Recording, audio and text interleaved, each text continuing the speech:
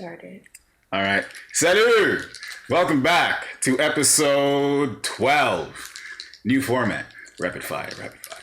Oh gosh. Mm-hmm. It's not a new format. It's a different format. Yeah. Format has changed. Mm-hmm. We've been quite busy. You'll figure out why at the end. There you go. Topic number 1. Brampton's own LaSalle representative coming in at 5'3". Aren't you a LaSalle representative? Absolutely. Tory Lanez, and to be added, Terence Davis. The reports of abuse, domestic abuse, and using of weaponry for violence and ramifications, and he said, she said, and what is real, what isn't, and how we react to it. I think it's very interesting. Tell me more. Probably shouldn't start eating this Jolly Rancher. I'm realizing now. It's going to sound really bad in the audio. It probably will. Give me a second. 2 hours later. So,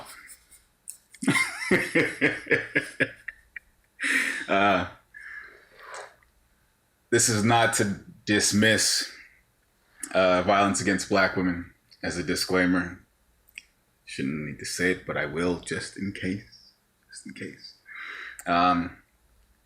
Meg has spoken her piece multiple times on multiple levels, and we've heard from her, and justifiably so. We've come to many conclusions about the situation from what we've heard from her, because there hasn't been anything to refute it or go against it. And why would somebody make such salacious charges?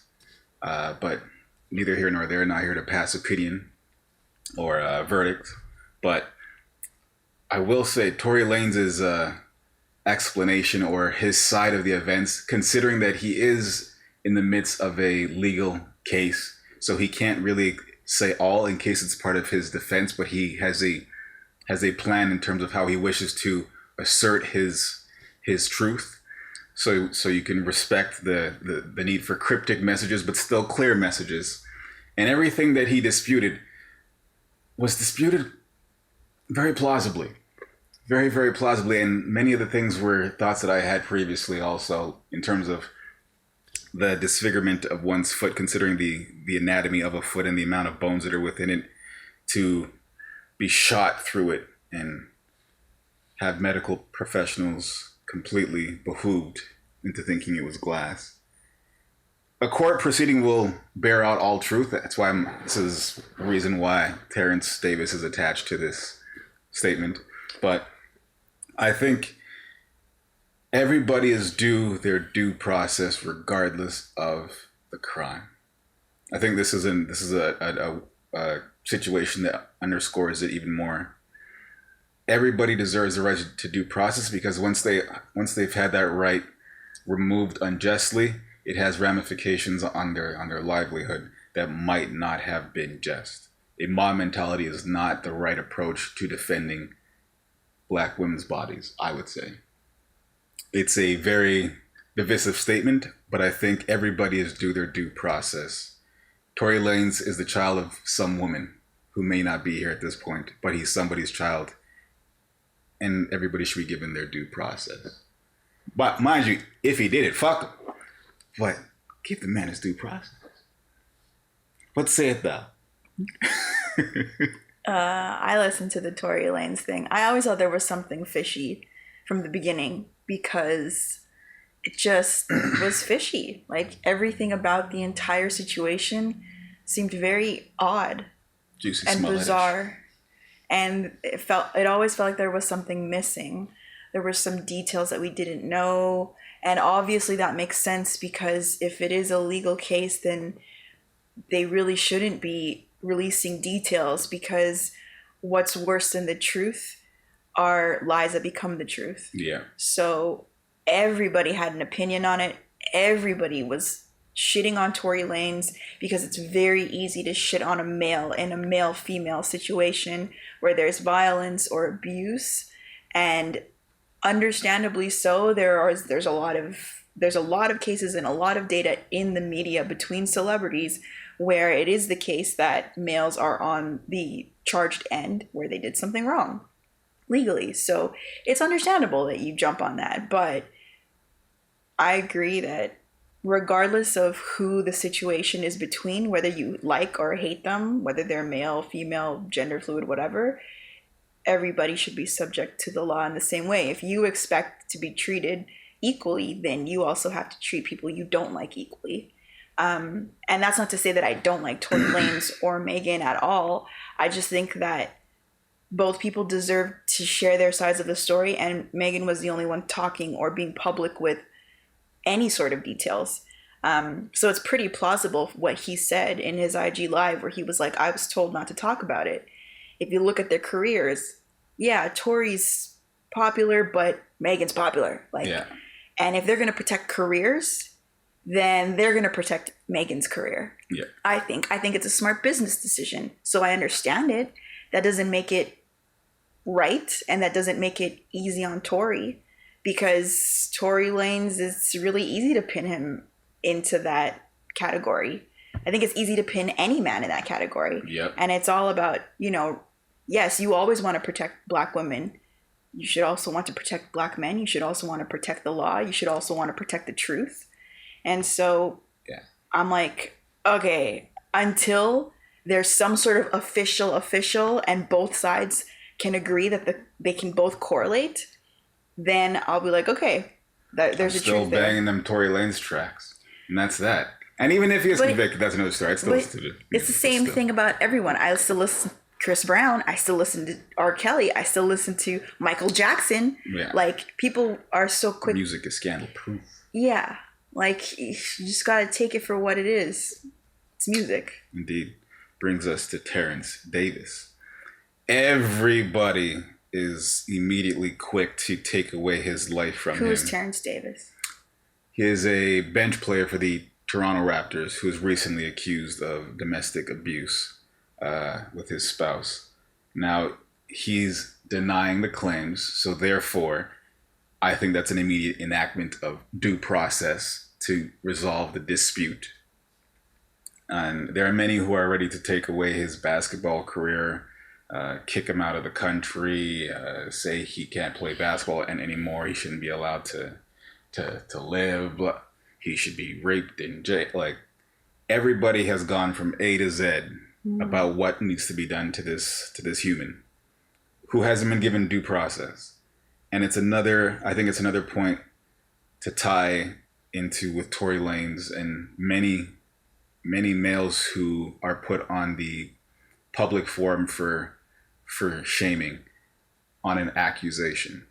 It's not a just or due process. Mm-hmm. And it does damage to somebody's life without giving them a chance to really defend themselves. And if they're guilty, the due process should find them as such. I think it just highlights I don't want to make broad remarks about it, but it does highlight the justice system, because people, as soon as you convict somebody and they're guilty, they're bad. And it's very easy to say murderers are bad, abusers are bad. But if you really think about that statement, who decides what bad is? And when you decide what bad is, what are you willing to do about it? Because it's not enough just to say that person's bad, and then what do? Go about your day? If you're going to suppose that it came out that Terence Davis was doing it, and he denied it because it was a PR thing that his agent or his team was like, you got to deny it first. You got to deny it. Just go with that. Just get it worse. Not even that. Suppose that it's true. Then what do? What if he's scared? What if he's like sincerely wanting to be a better person? What if he grew up in an environment of abuse? Because that is a statistic. People who are victims of abuse often become abusers. What if he needs support and rehabilitation. What are you going to do? Stick him in jail so he can get raped? And then he comes out of jail and then he's fucked up? Yeah. I'm not a big fan of that. I'm not saying that people should abuse people and that we should absolve them. I'm saying that people should be equal in the eyes of the law. It should be decided on, and hopefully the people who uphold justice will hold it up. But people should be given a chance, a second chance, a third chance, a chance to, if they really want to, be better and do different. Because if you don't give people the chance to change, then they're going to be the same forever. The chance doesn't have to be easy. If the chance is hard enough and they achieve what needs to be done, then they've earned it. Yeah. Plain and simple. But that's my spiel on those situations. Mm-hmm. Flip side. Yeah. Another Negro making trouble. I'm just joking. Ice Cube. Right plan. Wrong time. Right wrong time or wrong time? Wrong time. Is it a question? Question. Question. Is it the wrong time? Yes. Why? Debatable. But I think because of COVID, he sincerely got invested in trying to use his time and things that were important to him to advance something for Black people in general. As he did that, he realized there were other concurrent movements that were working towards the same goal, and it allowed him to refine his process. And it's his plan is very much endorsed by many Black scholars, and I think he gathered enough steam with it, but I think he made a misjudgment in playing chess.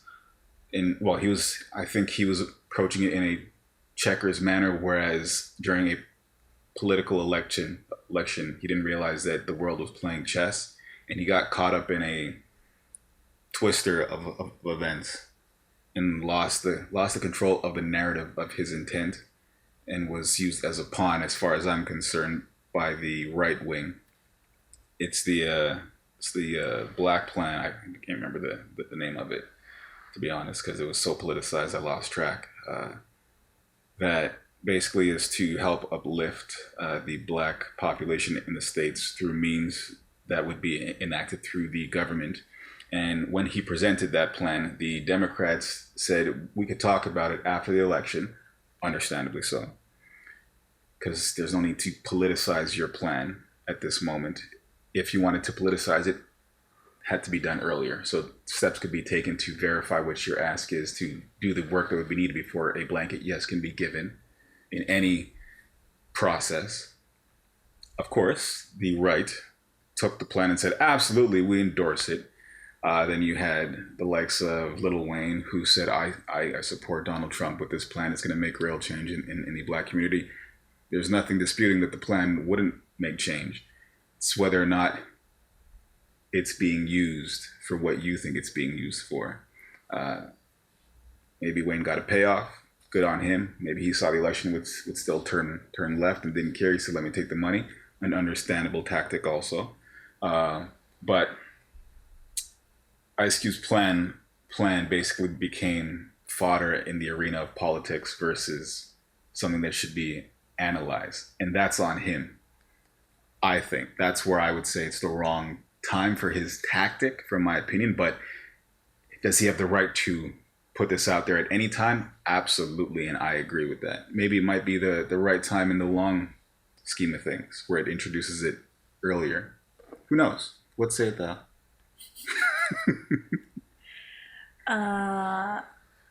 I have a lot of respect for Ice Cube because I think he's done a good job of always making moves that are authentic to him during his entire career. So it never seems like someone's pushing Cube's hand. It's always his agenda and his timing. So I think, is it the wrong time? I don't know, personally. I can't make a decision on that. What I can say is that as you were talking, I realized that the Trump administration and their campaigning I always feel like this. They're very, very clever. Yeah. They're very strategic. And it's not politics in a traditional sense that we know. Everybody knows politics is corrupt, it's conspiracy, it's a game, blah, blah, blah. It's easy to say politics is a game.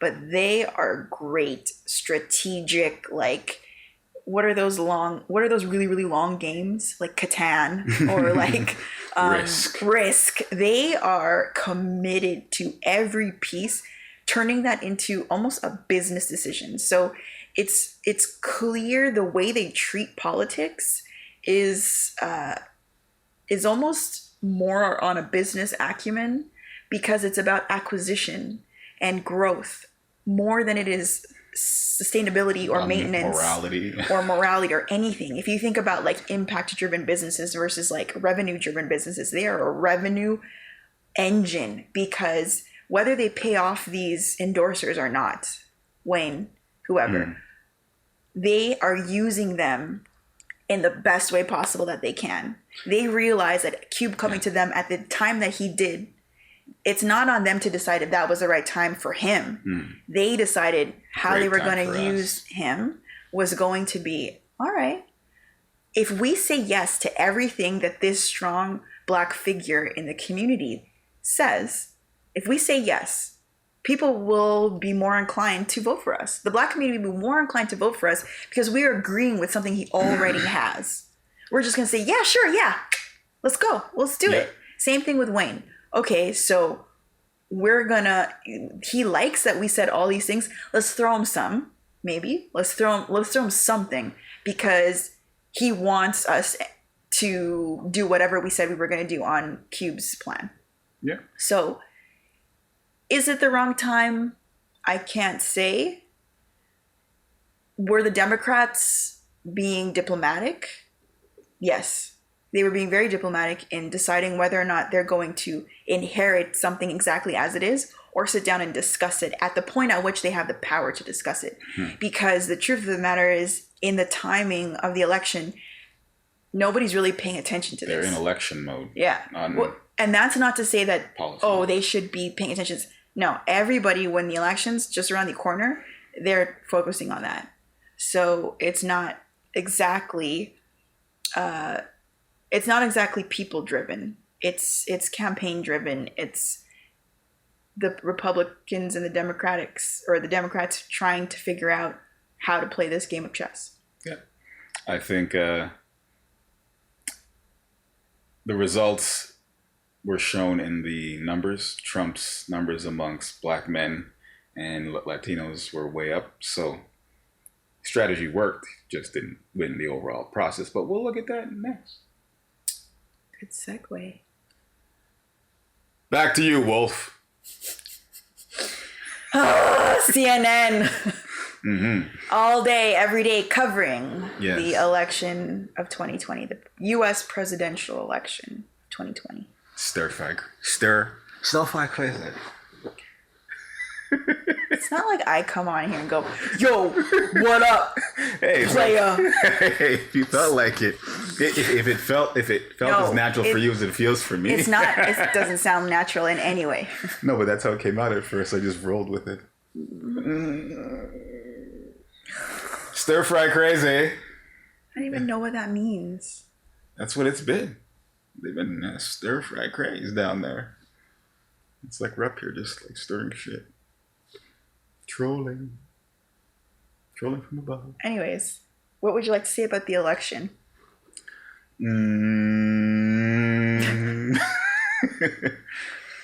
It's an interesting one. Trump Trump is interesting.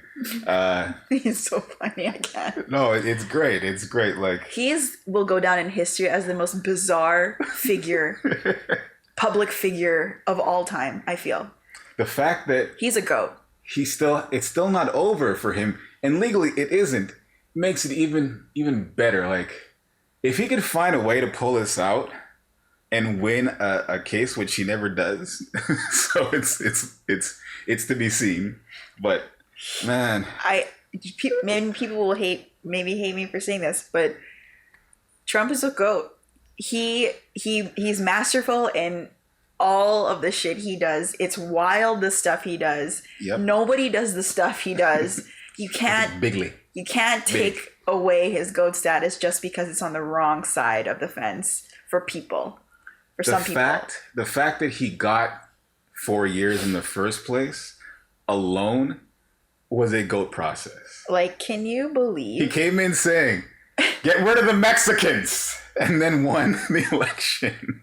Like, who does that stuff? I'm going to build a wall.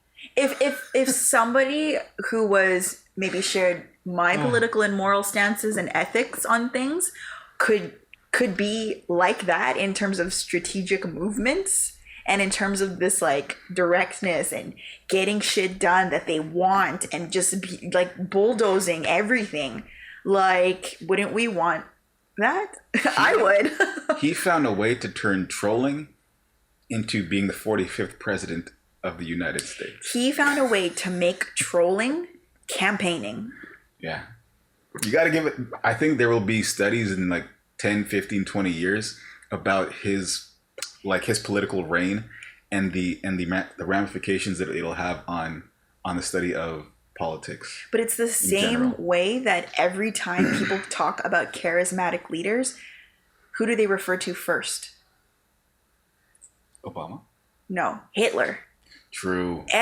People will always say Hitler was on the wrong side of morality. He was an effective communicator. But Donald Trump is like the Hitler of our time.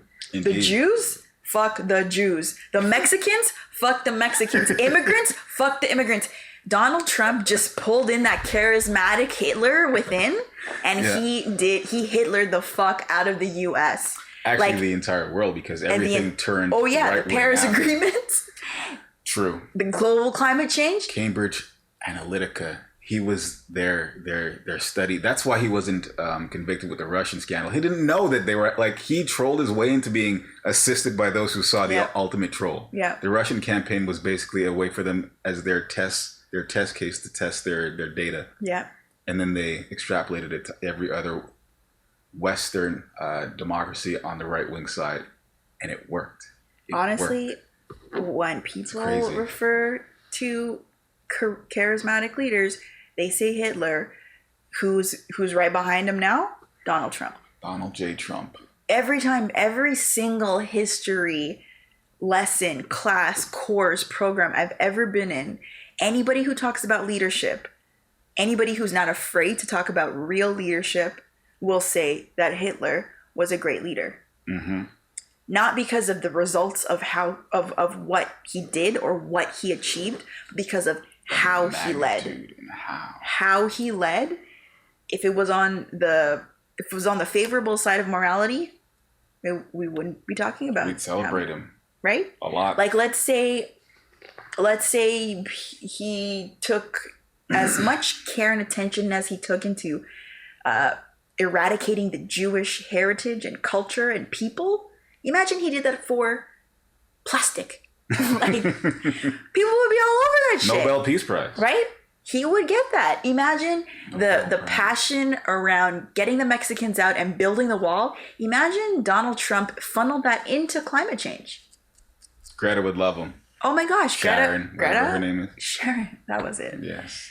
Sharon. That's the thing about the election, was that there's one side of it that looks very normal. That's the Democrats. They're very predictable.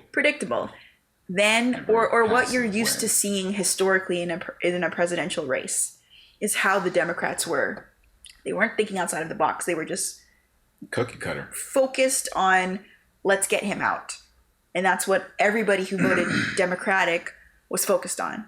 I believe, because I don't think that Joe Biden is the best choice. And I think people were either voting for Kamala Harris and Joe Biden, or Democrats. Yeah. But not Joe Biden by himself. I think Joe Biden might have actually been the perfect candidate, because he was the exact opposite in Trump in all the right ways, but the exact same in all the right ones also. Like being an old white guy who's like, listen, white guys, we can do better than this white guy. So what flipped in this election was more whites came back to the Democrats, because the Democrats actually lost a lot of colors because of the Black Lives Matter movement, which kind of drew a wedge between black and other colors in many ways down there, and it showed in Florida because Miami-Dade is completely Cuban, and that's what flipped it. They're like, all right, we are conservative now. Fuck it. Fuck this shit. There's a lot that can be said about Joe Biden, that he might have been the perfect candidate because he's just going to be a vessel in the same way that Trump was a vessel for many right-wing interests. Biden will now be that vessel for left-wing interests because it's not going to be about his policy. He's going to be the barometer for what policy gets through. In this sense, comparatively, I appreciate the Canadian structure a lot more because in contrast, the prime minister is always theoretically a vessel. Yeah. And it's his cabinet size that determines his ability. His cabinet, the diversity of his cabinet, that's who the government is. It's not the prime minister. Because the prime minister, not that the prime minister doesn't do anything, that's not what I'm trying to say, but the prime minister relies on the expertise of his cabinet, the experience of his cabinet to make informed decisions. So I feel like Joe is the best mirror for that in the US because that's not really how the US operates. Mm-hmm. But I do think that I personally like that. I like that the prime minister leans on this person or that person. There are times when I think Justin Trudeau knows when he has to be the face for the message because people want to see. People also need that sort of American president style communication. So he knows that every day he needs to be the person who's talking about COVID. But when there is some sort of science or there's some sort of factual let that minister handle it. Yeah, exactly. They will do it best. Yes. And I think that this is a chance for the US to use Joe Biden in that way. Mm-hmm. Like that's why I think it was Charlemagne who was like, or posted about Andrew Yang saying, we all need to go. We all need to move everything forward. That is basically the cabinet. That's all of the Democrats going, okay, great, cool. There's our president, vice president, but now we all need to go in. We all need to push. What do we want? And we need to push it. We need to push it forward. Push it. We need to be the experts. We need to be the policymakers. We need to be listening. We need to be in the communities. Joe's going to rubber stamp it. Just make it look good. Yeah. And I think that's okay. Yeah. He should. Because he's too old. Yeah. And he needs, I think it's very unwise to think that a single person, even though we have a prime minister, a president, it's very, very devaluing of the team behind those single figures. Mm-hmm. I think in the American system, they have like a two-tiered approach to power, which is probably necessary as a check and balance for their style of discourse. But for us, because we're a little bit more civil as a natural disposition, I think we can bypass that two-structure process, and your representative is literally going to represent your need to the legislature, and you will vote yes or no, and that's that. Yeah. As long as you have a majority in the House of Commons, that is law. I feel like for a lot of the laws, bylaws, policies that get passed or discussed or analyzed, if we want to move towards true democracy, because although they're called Democrats, although there's the New Democratic Party, it's not really democracy. It's not really true democracy where everybody votes and there it goes. It's like tiers of all these different pieces of democracy. Mm-hmm. So the process might be democratic, but the idealism of democracy almost can't exist. So I think the way that more people will vote and be invested in actual democracy is if they remove the barriers to communicating with politicians, communicating with representatives, simplifying the process, having the logistics around, okay, I'm just an average person. What things affect me? School, traffic, taxes. Who do I talk to about that? How easy is it? How easy is it for me to voice my concerns and actually have them be heard?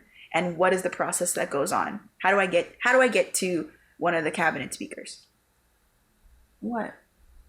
Why can't I touch you? You are my fiance. Because it's weird to do what I'm talking about. Did you hear what Beyonce said? Don't pet me? No. If you wanted or something, you should have put a ring on it. So hey, I can pet. Anyways, as I'm trying to talk about a topic, I think that I would be more invested if it was an easier process. Not that it's not easy, it's just easier is always better for the average person, because the average person isn't always concerned with their representative and getting their voice out. The average person's concerned with survival. And what actually will affect them. I only voted for the first time in 2015 because I saw a leader who was from where I was from, who actually made me feel like he unified the country, because I had moved from Quebec to BC, and his campaign seemed to acknowledge the West where I was, but still remaining true to where he was, where I was as well, and it engaged me. And also, his legislation on marijuana immediately piqued my interest. So I had a reason to want to vote. And that's something that I think I've said in many episodes now. I appreciate that in Canada, I think this is something we should all be aware of. In our democracy, we vote for what we want. And we might be one of the only few democracies in the world. And we have the exact juxtaposition below where they vote for what they don't want. Where they have two men who are almost ready for their deathbed, who can't even communicate like grown Who can't men. even. Yeah, exactly. Just who can't even. Yeah, they are. I think this election, this particular election, demonstrated the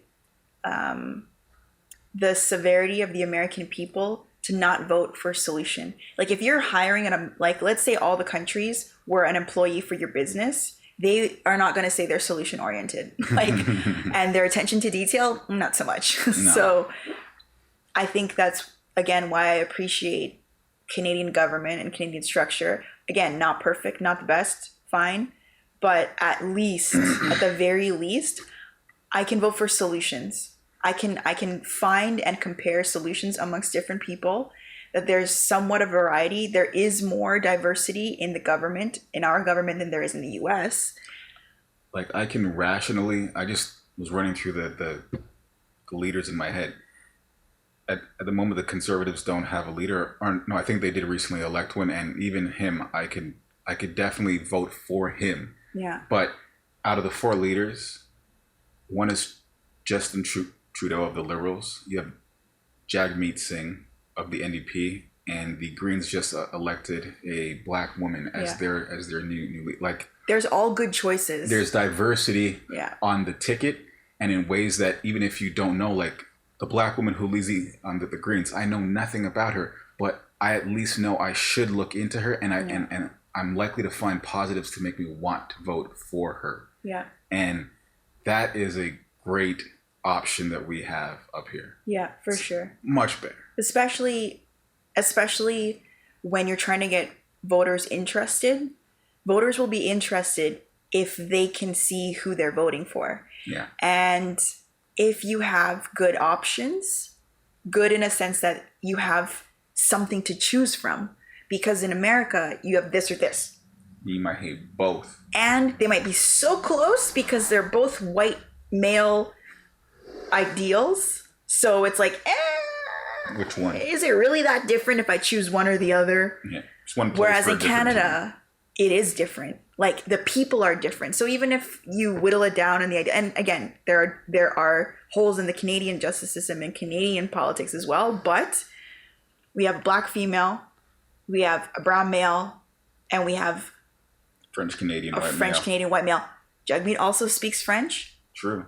So the fact that he can do, like, there's choices that we have real choice. You want to look into each because now you can make an informed decision. You're not just going, well, I'm going to vote for that guy because of this. Well, now maybe you want to hear what she has to say or what he has to say. I really like what we have up here. I do too. It makes me pay attention to the election in a way that it's not reality TV. Like this election was watching reality TV to see what Kardashian says what next. Like that's the relationship. When I look at a Canadian politics, I read from each person. I look at their platforms. So many people break down the platforms and all the different issues and concerns that each person is writing for, each party, I should say, not just person, because it's parties. There are representatives, but it's still parties.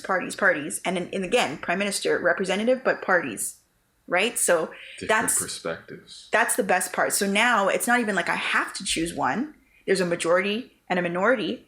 I can actually get all of my goods in one if I vote for the solutions I want, which is as democratic as I believe we can get. Yeah. We get our TV packages a la carte. I want this channel, and this channel, and this channel. Yeah. Not a combo. You can. It's good stuff. Not bad. What do you think Chappelle had to say about it? And we're back. And live from New York, it's Saturday night. That was that was good casting on their end. Indeed. He's going to be fun. Yeah. Having Dave Chappelle on SNL following the election day or the back to back. It's very smart. It's very well timed. And I like that they treated him like a unique guest, even though they have many other guys like the Eddies and the John Goodmans who have special status around there.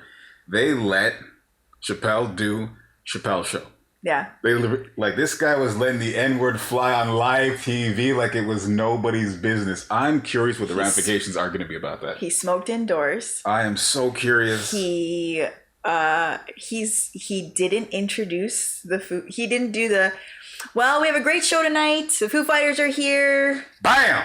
He just dropped his mic and left. And I love it. Like as soon as he started talking, I'm like, this is an SNL. Yeah. This is Chappelle's show. This is Dave. This is a Dave stand-up comedy.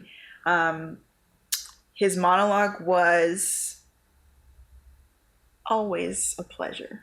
There's nothing. I'm never disappointed by Dave Chappelle ever. Never. That's a perfect way to put it. I am never disappointed.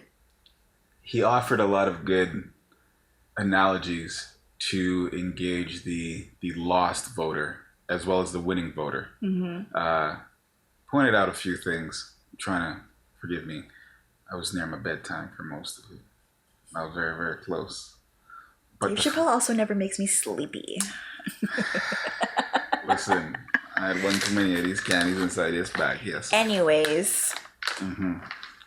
As I was saying, the fact that he was able to point out that there are people who are feeling a certain way right now where to inflame them and to enrage them even further is not the best way to go about it and to be a gracious winner. Considering that 4 years before that, he was in a position to tell many, let's be real, 4 years ago, I'd say many white people were having their nigger moment. Like, wait a second, so I can lose too, even though I've done everything right? And that's okay? Yes, welcome to our world. This has been going on for a while. And Dave Chappelle was the right vessel to usher them into the status of now understanding you can't just do things the right way. You got to win, and you got to make sure you got to do everything to vote out what you don't like, because oppression is here, bitch. Oppression is here. And to have the poise 4 years later to pass on to a winning crowd that now that you've won, sometimes you could be the one that stops this cycle also. Maybe it's time to reach across and try to find a way to make people understand and end the anger and war and division. I started thinking about his monologue in comparison to Joe Biden's speech.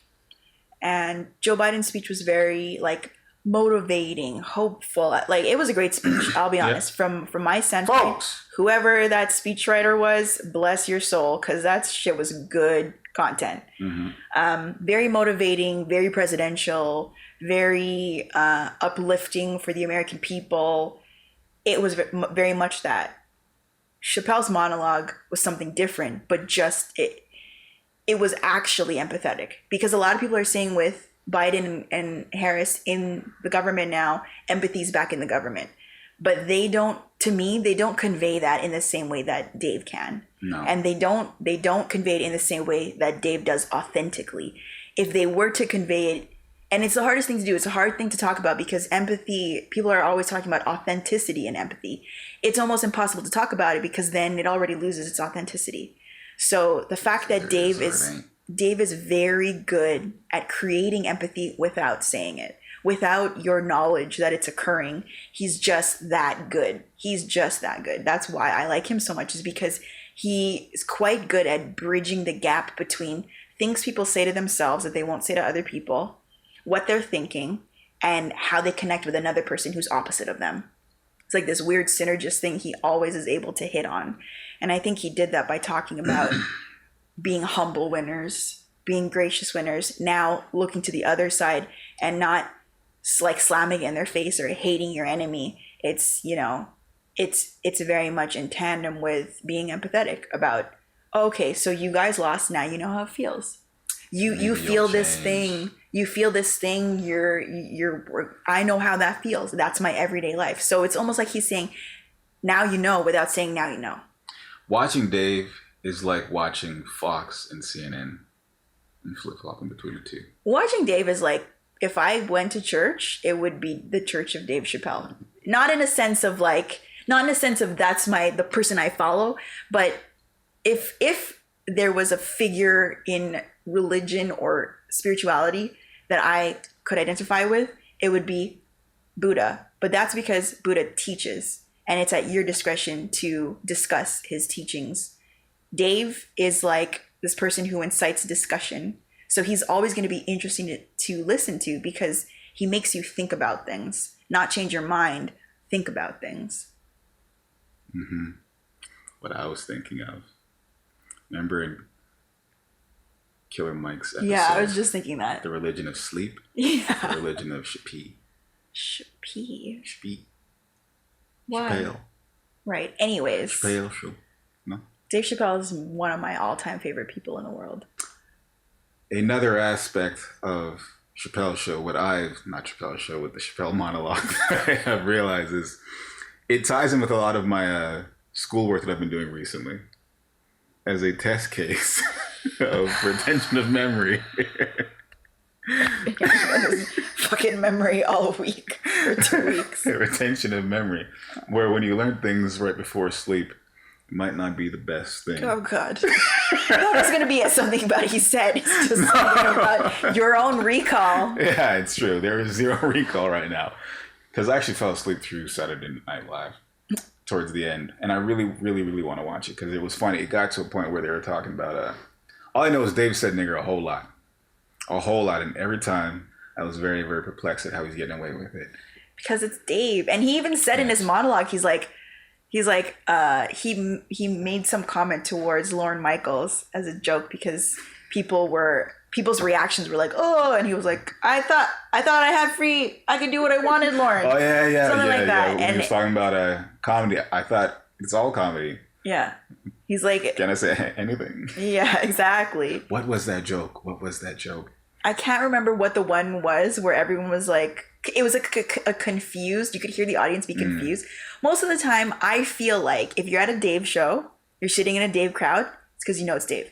So you have a reasonable expectation of what Dave is going to say. You understand his comedy. You're a fan of his style of comedy, no matter what he says. So you are prepared for that as a viewer or listener. So for people to behave a certain way, I have to wonder who was in the crowd and how do they choose the Saturday Night Live crowd. He's the ultimate troller.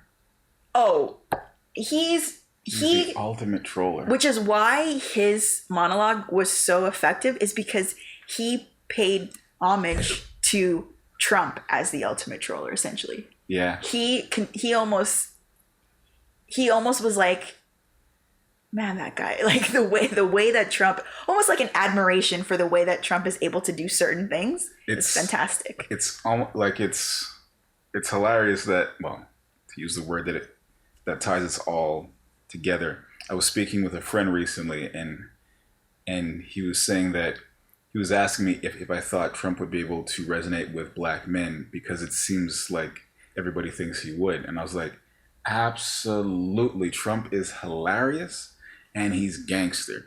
And we had said that like a few days before the election. Then to see Dave do his monologue saying he is hilarious, it's so true. And what I told my friend in our discussion before was like, I prefaced what I said in brackets by saying, now mind you, saying that no, I said that I can understand as a black man why black men would find him funny and hilarious and gravitate towards him, but that doesn't mean that we would vote for him necessarily. And in brackets, I said, now that's part of the disconnect between many black men and black women in talking about Trump, where there's a fear of being as honest as we are about our admiration for him because it might be misunderstood. But without filter or fear of statement, Trump is an effective communicator. He is hilarious as shit. He's consistent. You can bet on knowing what he's going to do at every time, because that's what makes him so appealing. You know, you can set your watch to Trump's behavior if you're willing to open your eyes to what the reality of possible behavior is. Yeah, I think he's hilarious. I think Chappelle, what he did a very good job of just that, of like, okay, let's get the obvious out of the way, which is he's a turd and he has really fucked up morals and ethics and all that. That's the obvious stuff. Let's look at the more nuanced stuff. Let's look at his ability to rally people together. It's fantastic. Yeah. Like, it's wild. He's got skills. If you notice, though, people who are on the most, maybe like quote unquote, on the wrong side of morality, because apparently there's only two in the United States. There's good and bad only. It's almost like people are so afraid to acknowledge that Donald Trump has good qualities because of the distance towards how shitty his views can be. Yeah. Like, obviously, and I hope this goes without saying, people who have morals would not be like, fuck the Mexicans, right? But again, it highlights the true feelings of Americans. If he resonates that much, he resonates with that many people, to be able to get almost, it wasn't an overwhelming win for Joe Biden. No. If he's able to get that many people rallied to vote for him on the day, because they're not mailing in, so to actually physically go to the polls and vote for hate, vote for else there that you're bigotry, missing. Vote for restricted rights, vote for contradiction, vote for paradox, vote for all of these poor qualities in humans. What does that say about American people? No? It says a lot. I'd say it says that there are a lot of them that feel like out of the two options, that still is somehow closer to representing them, which says there needs to be a lot of investigation into the psyche of the American voter. Yeah. I think if you had to, it's a split personality, right? It's split between Republican and Democrat. So what are you going to do now that okay, cool, the Democrats won, theoretically, but 50% of your population didn't ask for you. Grab them by the pussy and think it's okay. Yeah. So what are you going to do with them? Because they'll just go ahead and defeat you in all the other areas. They'll be petty as fuck now that they've lost. So I think that, just to circle back on to Dave, that highlights why he's talking about grace and being a humble winner, is because we need each other. They need each other. Violence begets violence. So again, whether he knows it or not, whether Dave knows the deep analysis you could go into each of his jokes, everything he says always really hits the nail on the head for me. I think it's because it's always rooted in grassroots life. Like he lives on a farm in Ohio, and he just really keeps it real to being always at the right disposition to fit in to that real world. It's just I find him to be a very good speaker. And he's a very interesting person, and he has an interesting view. And the thing is, he has a rich history. Like, he started off talking about his great-grandfather, I think it was. And born a slave. He just has an interesting history, and he cares enough about his heritage to seek it out. And he cares enough about how his heritage affects himself, but also his impact on others. I think Dave is aware. He's not an idiot. He knows how he impacts people. Imagine in like 20, 25 years, he runs to be president. Dave? Maybe 10, maybe 50. I don't think Dave would ever run. I don't think he would, but imagine. Just like they used to imagine about Oprah. Imagine. Because he would win. He might win, He yeah. would win. I don't know. Trump has made it so now. I haven't thought about that enough It's yet. a popularity contest. Dave can win in a popularity contest. No. Because he pulls in right and left.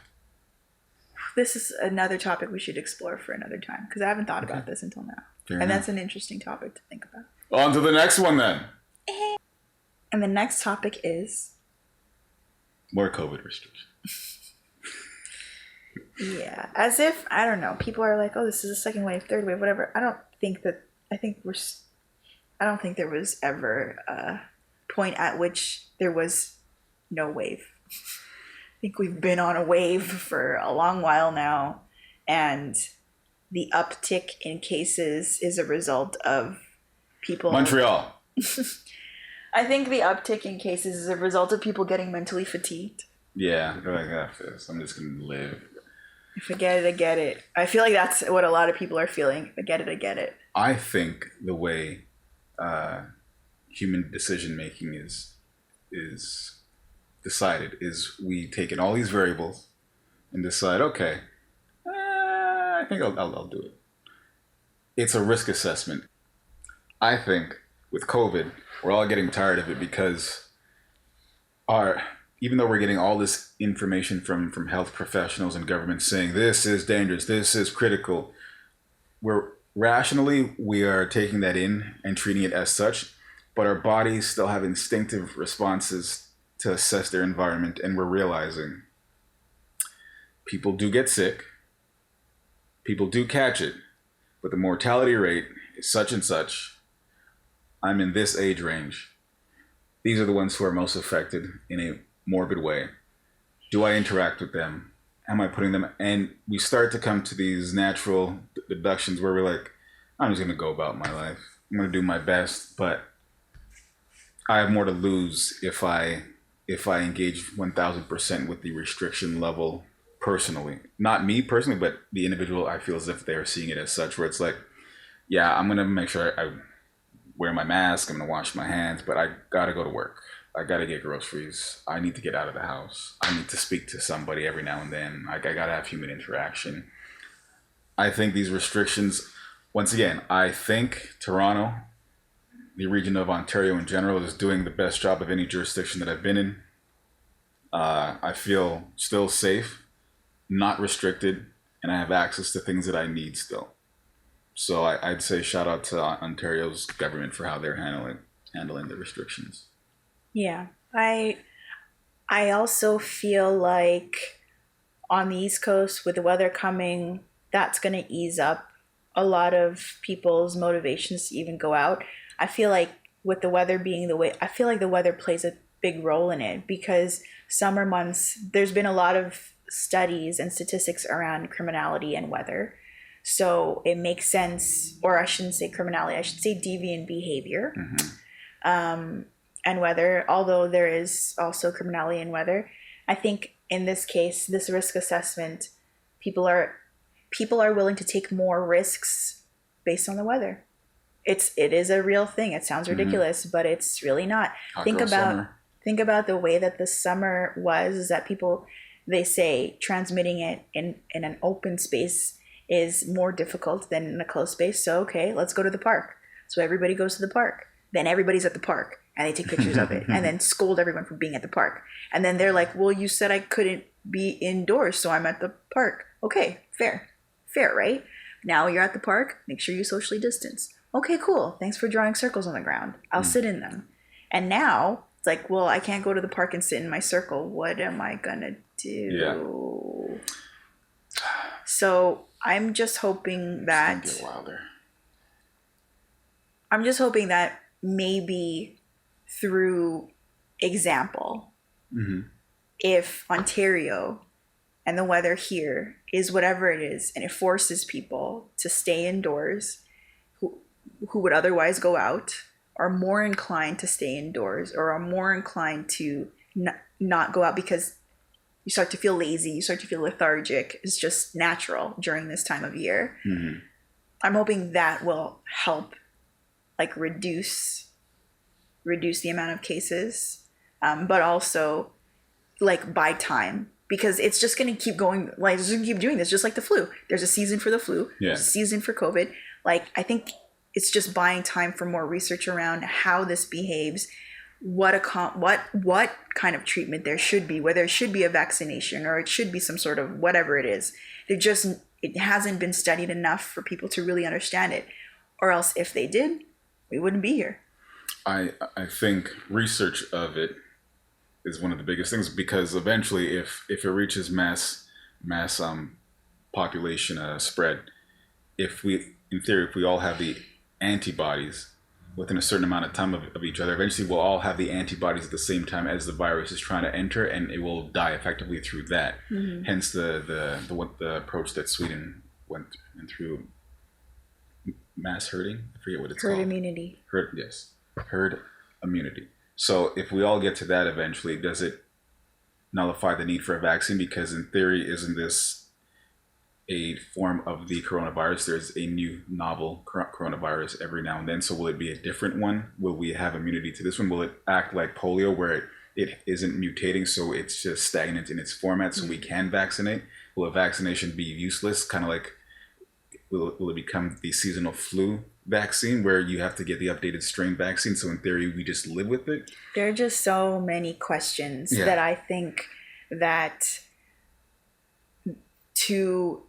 the safest thing to do, because herd immunity is ideal, but it also takes a lot of time, and it takes a lot of people to be exposed in various ways that we can actually build up those antibodies. So we need time for that. In addition, we need time to research, to understand the effects, all these questions that you're asking. Nobody really has the answers to. There's a lot of questions that need to be answered, and all of the research done needs to be done so that essentially or eventually there is a sustainable solution versus a quick fix vaccine that nobody really knows about and could be harsh or whatever. I'm not taking it. Not a chance. No. Might bother some. Bobble.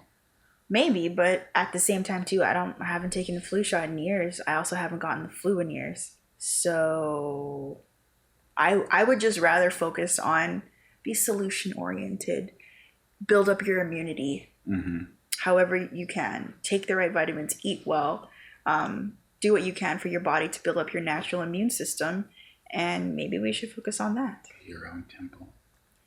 Your body is a wonderland. Just so you know. Just saying. Hopefully COVID's gone by next July. Yes, that is around the time that we have decided to be married. Indeed. Have a wedding. Indeed. Which it's been interesting to plan such an event. Shit's expensive as fuck.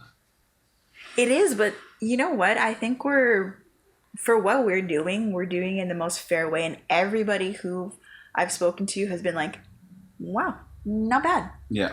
Like, that's pretty affordable. Like, wow. Here's to hoping to some nice guests.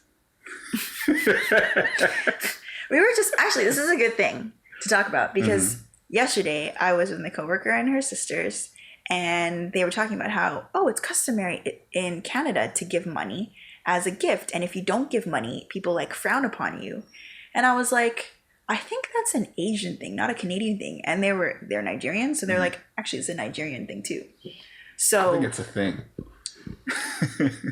I think it's a thing too, but maybe that's, I don't know why. I don't really feel comfortable being like, hey, give me some money. Hey, give me a gift. It's my wedding. You don't got to go all Buster Rhymes on them and say, give me some mo.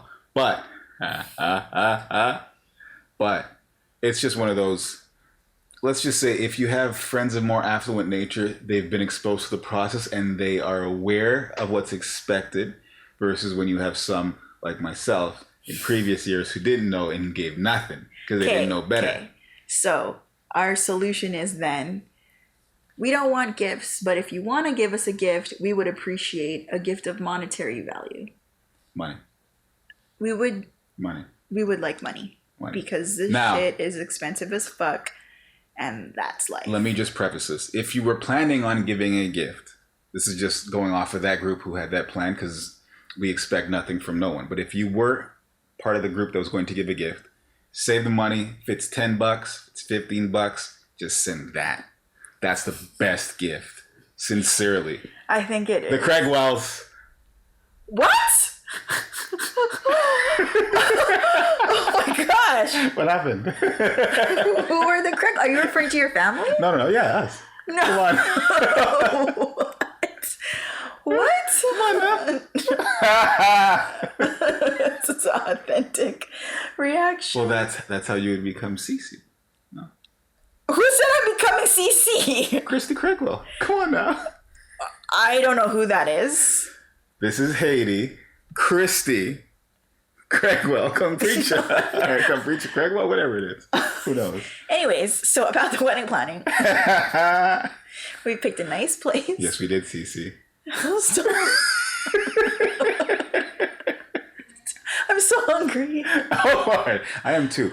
Stewed beef from Pat's. Pat's, yes. Some stewed We beef wish we and could rice. have. We wish we could have Pat's at our wedding, but Indeed. they do not allow outside catering. Indeed. But shout out to Corners. I don't know how to say it. Kerners. Gersh. Kerners. Aoerers. Bears. They're a pub, and they're basically handling everything for us, from the food to the rentals to the setup to the teardown, ceremony, cake, all the things. Audio. And it's pretty affordable, and I'm very happy. I think we're both very happy that it's convenient. Yes. Because we can't be bothered with all of the little. We're also trying to plan from a different city, province, Time zone, coast, all of the things. So I would say that wedding planning is virtually painless. I'd say we've been efficient. We've had a strong team over there on the left coast who's taken a look at venues, who's very proactive and enjoying this process, it appears, in a way that is very, very encouraging and appreciated. Appreciated. Yes, yeah. And thanked. Appreciated. Yeah, so I would say pretty easy peasy. So far. I haven't felt any stress from it. No, other than the financial stress of the impending cost, but this is when having treats and treats can come in handy. This is when having multiple avenues for income really works out. Multiple revenue streams. Yes. That's a better way to characterize it. Indeed. And having time, because it's more of a heavy lift to be like, oh, we have to spend X amount in like 2 months versus we have to spend X amount in like over half a year. Yeah. We have a good amount of track to spread these expenses out to the point where we probably might not have to feel it. Yeah. Which is good. And then we could just enjoy the festivities of Cece's crowning. What? Oh my God. Oh, it's okay. It's okay. It's okay. I'm so hungry. Oh my God. Yannick Kong Preacher. I don't know about that one, but I'm already fucked. I don't know about that one. Anyways. I get to call your mom. Let's see how she feels about that one. Hey, Mom. I'm sure she'll like it. I get to call your golden-skinned father. He's not even golden-skinned. Father. Hello, Father. He does call you Yannick. I look forward to taking a picture with both of my fathers. Oh, wow. That would be a nice picture. Interesting. Indeed. Hopefully my dad can get there. And mine as well. If there are no COVID restrictions. Knock on wood. Yeah. And, yeah. Let us know how you feel, all three of our viewers, about the new format. Peace. Boom. Wait. Boom, boom. Why was it called Rapid Fire? Oh, yeah. Because we decided to talk about a lot more topics. Six. In the same amount of time. Hopefully that was 6. Oh, my God.